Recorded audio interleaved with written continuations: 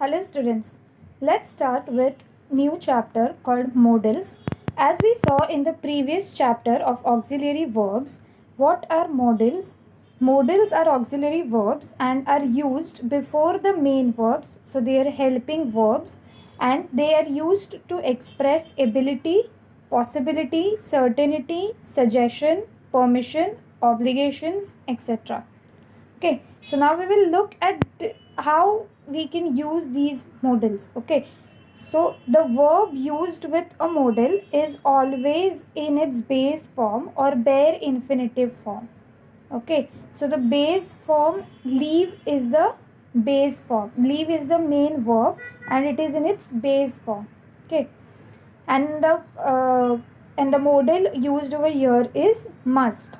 Okay, so now the second rule is modals do not change according to subject, tense and number. That means modals remain the same even when we are referring to one person, two people or a group of people, or if we are referring in present tense, past tense or future tense.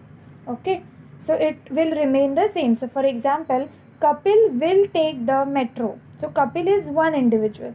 Then they will take the metro. They is a group of people. They will take the metro. Here the modal remains the same. Okay. Then modals do not have non-finite forms. Right. So non-finite forms, that means they do not change their form when it is written in past tense, future tense, or when it is used as a singular or a plural. Okay, so we do not write I canning sing. We will write I can sing. Right? Then two or more modals cannot be used together. Okay, so in one particular sentence at that particular place we can use only one modal. For example, so I might will go to Goa. This is not correct. You can either write I might go to Goa or I will go to Goa, but we can't use both modals. Then next is in verb phrases, modal verb comes first. Okay, so when it is a verb phrase, so there is not a single or particular verb, but there is a group of verbs. So for example, they must have been waiting for us. So over here the verb phrase is have been waiting, right? So over here the modal comes first. Okay, so before the verb phrase. Then in negative sentences, when we are converting sentences to negative, not is used after the modal. Okay, so for example, you must not spoke. Must is the modal and not comes after it. Then in questions, when we are forming questions, modals come before the subject. Should he help you? He is the subject and should is the modal. Then modals can be used to avoid repetition.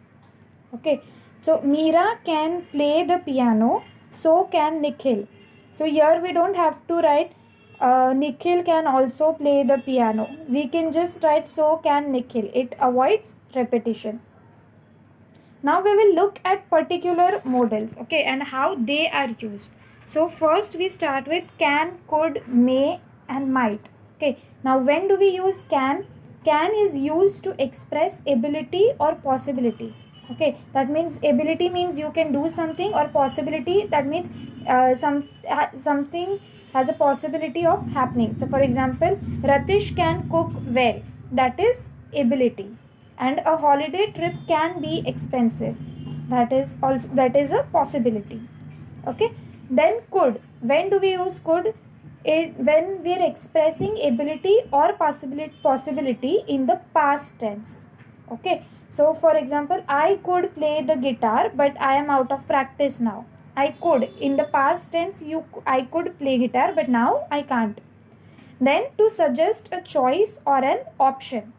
Okay, so when you are giving an option, we could go and see a movie. So that is an option. Then we use could or might alternatively when expressing future possibilities. Okay, it could rain tonight. Could, it is a possibility. And we might have an extra class tomorrow. Again, that is a possibility. Then may. When do we use may? We use may to give instructions or permission. You may leave, you may enter, things like that. And to ask for permission, may I come in, may I sit there, etc. Okay. Now we will look at shall and will. When do we use shall and will? So generally, alternatively, if you're using shall and will, we use it to show determination or a promise. Okay. Determination means I will score well in the test, or that is a promise, or that is determination. And I will get you a new bike for your birthday, that is a promise. Okay. And then sometimes it is used to express threat also. Okay. So anyone who breaks the rules shall be punished. So that is a threat. And it is used when we are using WH kind of questions. Okay. Who will clean the car is a question. And when shall we meet again? Again a question. Now when do we use will? Specifically will is used to make requests or to ask for favors. Okay. So when you want to request somebody to do something, you will write, will you do this for me? Okay. Then express impatience or anger. Impatience means, that means you can't wait for something to get over. So for example, will you stop fighting? That is impatience. Okay. And then when we are asking for information, will we have school tomorrow? That is, you're asking for information. Now when do we use shall? Specifically, it is when we are to ask about a preference, or when we make a polite offer. So preference, shall we go home? That is, you're giving a preference. And then when you're making a polite offer, shall I switch off the lights? That is an offer. Now we will look at should and would. When do we use should and would? So should is used to talk of an obligation, or obligations means something that you have to do for somebody. Okay, is used to talk of an obligation or give advice. So obligation would be you should apologize for your behavior. That is an obligation that you have. Okay. And then giving advice, you should see a doctor. That is an advice. And when we are asking for advice, okay, should I buy this? Should I go there? That is advice. Now would. We use would when we talk about actions or habits in the past. Okay. In Cochin, we would walk along the beach every night. So in the past tense, when you were in Cochin. Okay. Then to make polite requests or offers. Okay. I would like to know what is going on. That is a polite request. Okay. Then would you like anything else? That is a polite request. Polite offer. And then we use would to express a wish. I wish they would listen. Okay. So that is a wish. And then must. Now when do we use must? Must is used to express probability or certainty. Okay. So for example, they left early.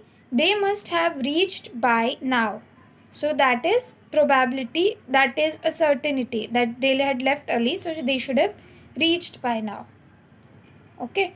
And then when we are asking WH questions also, again, when must we reach? How much money must I make? So those are WH kind of questions. Now modals in conditional sentences. What are conditional sentences? Conditional sentences is like the first one. If I had time, I could go to the gym. If. Okay, so if, whenever there is an if, it is a conditional sentence. So there also we use modals. I could go to the gym. Okay. Then should he trouble you, please tell me. So that is a conditional. If he troubles you, then tell me. Okay. So that is how we use modals. Thank you.